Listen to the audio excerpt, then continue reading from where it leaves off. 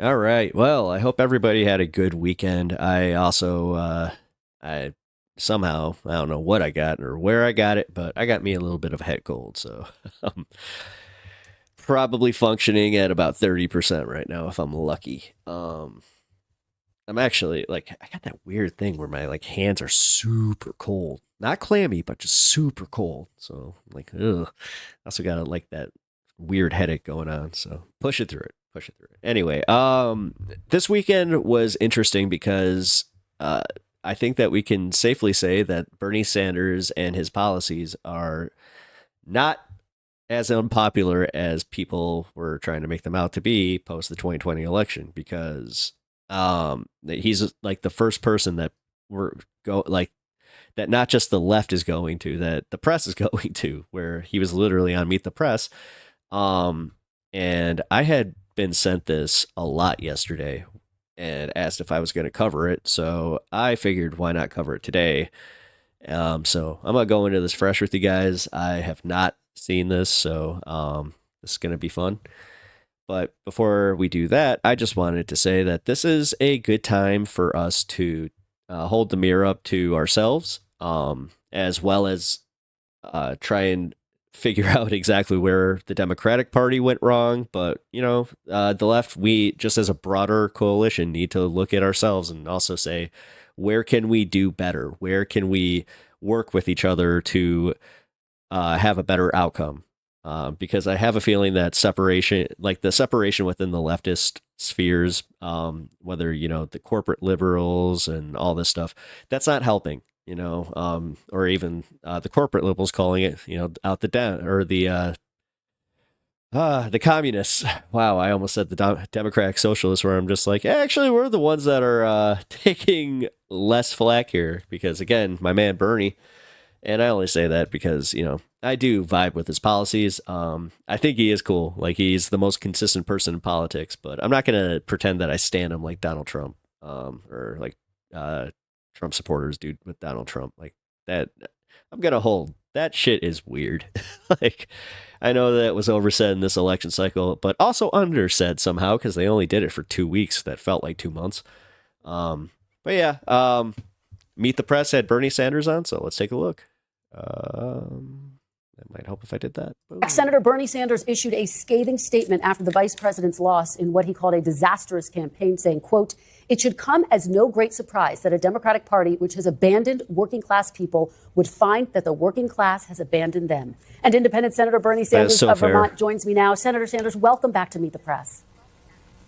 Thank you for having me. Thank you for being here on this As Sunday. I said, most consistent man in politics. After Election Day, let's start right there. Man has the nation today in 10 years. You say you think the Democratic Party has, quote, abandoned the working class. How exactly do you think Democrats have abandoned the working class, Senator?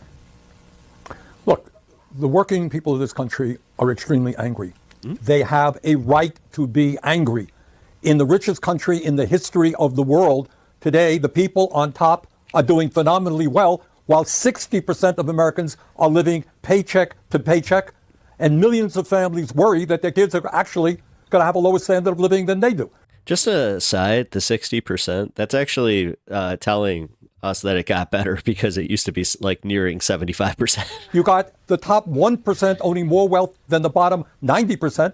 We're the only major country on earth not to guarantee health care to all of our people.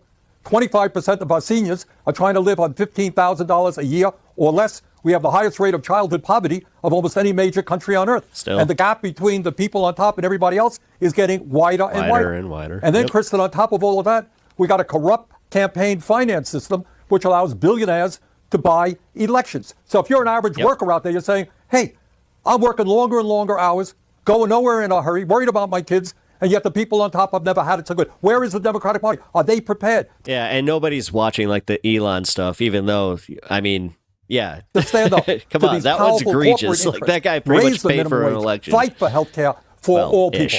Make sure that all of our kids get the quality education that they need. Expand Social Security. Are they prepared to do those things? That's the issue that we have to address. Well, as you know, your statement was met with some sharp reaction as well. This is what Speaker Emerita Nancy Pelosi had to say. Take a look. I'll get your reaction on the other side. Yeah, what's Nancy got to say Bernie Sanders about has it? not won.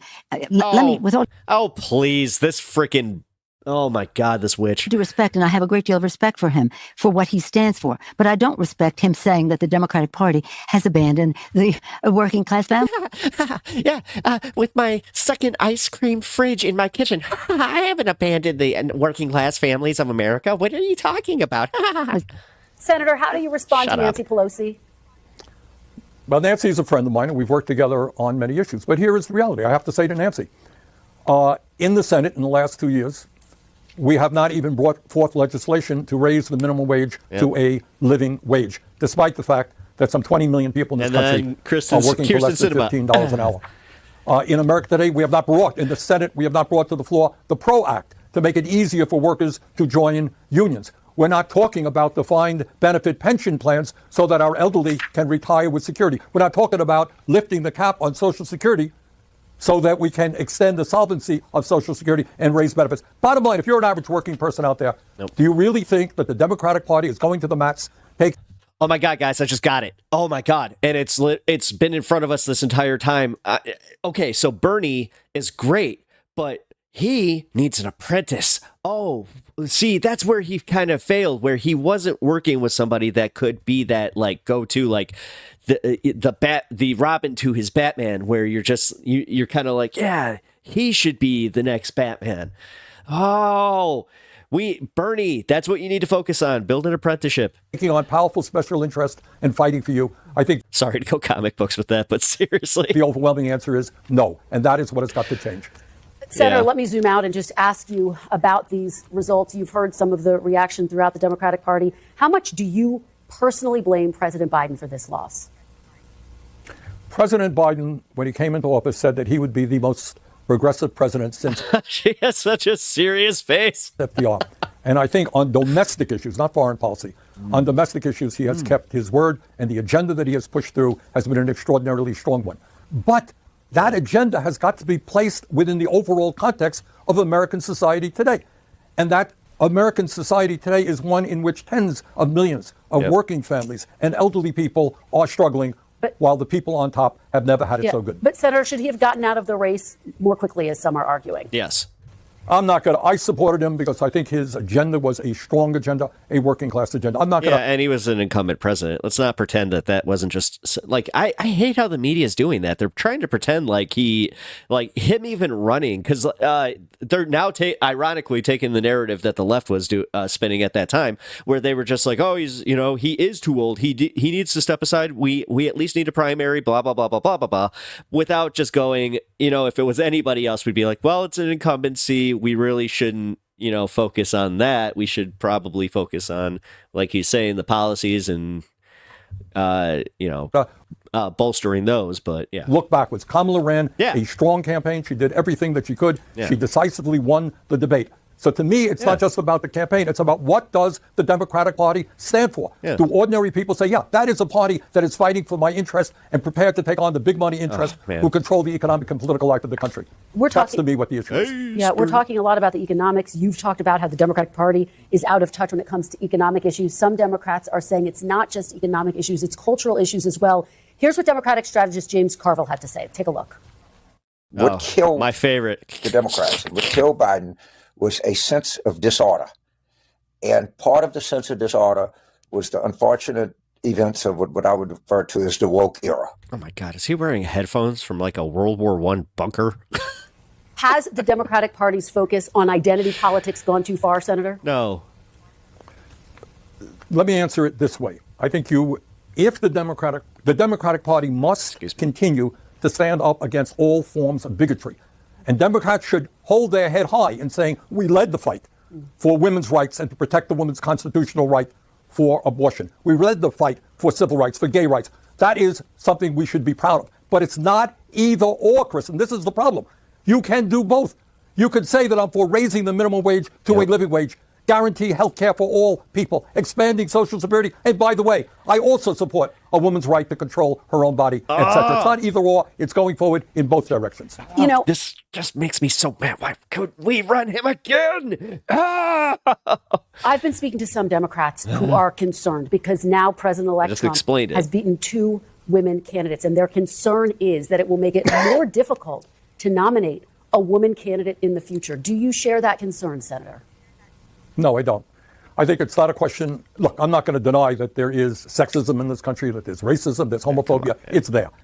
But on the other hand, I think what the American people want to support, whether it's a woman, a man, a black or a white or a Latino, whatever, is they want to support somebody who is standing up, Kristen, and fighting for them. People are in pain. People are hurting. They can't afford to go to a doctor. They can't afford to send their kids to childcare or to college.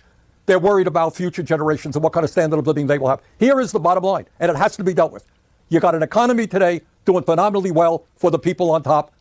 It is not working for the working class. All right? How do we address those issues? And in the richest country on the history of the world, create an economy that works for all. That is the issue. And by the way, what Trump did in his election is to say, I know that you're hurting. And the reason is they got millions of people coming across the border illegal. They're eating your dogs. They're eating your cats.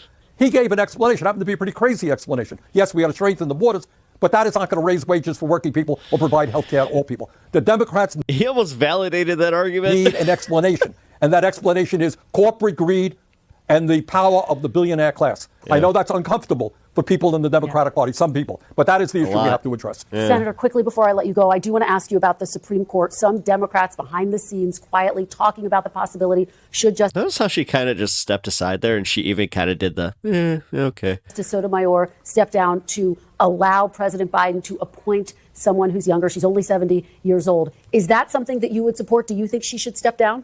No. No, I don't. What? Have you heard any talk of this? What? A little bit, yes. I don't think it's a sensible approach. And you don't think it's a sensible approach? Correct. All right. Senator Bernie. That's insane. I mean, I understand the idea behind it, but I mean, now you're doing the thing where it's like a 70-year-old, by the way. Now you're just like, oh my, because I did see an article earlier this morning talking about her diabetes and stuff. Like, that explains where... Bernie Sanders, thank you very much for your time this morning. Holy crap. Corporate media going after Sotomayor. Really Thanks for watching. Stay. Yeah, okay. Thanks, Gumble. All righty. Well. Oh, Bernie, he has not lost it at all. Not at all. I mean, physically, mentally, all of it. Like, oh, that's almost a referendum on how bad Biden really was. Well, I hope that didn't bring about a little bit of depression, because I'm feeling it. I'm feeling a little sad, where I'm like, oh, it would have been nice, but let's be real. He wasn't going to be able to primary. So let's temper those expectations and live in reality while we still can. But I wasn't kidding. I was not kidding about the whole apprentice thing, where, man, we need somebody that works really close with Bernie. I know some of you are probably even thinking AOC. I kind of thought that myself, and not that, like, yeah, I mean, there was a female Robin, by the way. Her name was Carrie Kelly. Sorry. There's also another one technically, but she was like Robin for a day. But anyway, I was more so thinking along the lines of Beto, but Beto doesn't seem that popular, like, overall. I don't know. Like, where we go from here is definitely going to be interesting, especially to see who the Democrats prop up. Ooh, boy. Let's also see how they spin this one, because like he was saying, it always comes down to the interest of the billionaires and appeasing them, and the Democrats are bought and paid for. That's the one thing that the populist right are definitely correct about. So, I'm just gonna reiterate again, I really miss Bernie. But anyway, shoot me a comment on actually who you think should be like the next apprentice that I'm talking about, or should we start coalescing around like an AOC, or like what are your ideas there? Because I am interested to kind of see what like our broader base thinks, and this is a good way for me to do that. It's almost like I have a YouTube channel or something. So yeah, shoot me one of those comments. Leave a like if you have not already done that. It costs you nothing. And if you're still here, come on, leave that like. Yeah, I do really appreciate it. I appreciate all the support, and subscribe if you're not already. I'm trying to reach 1,000. So with that being said, I'll see you in the next one.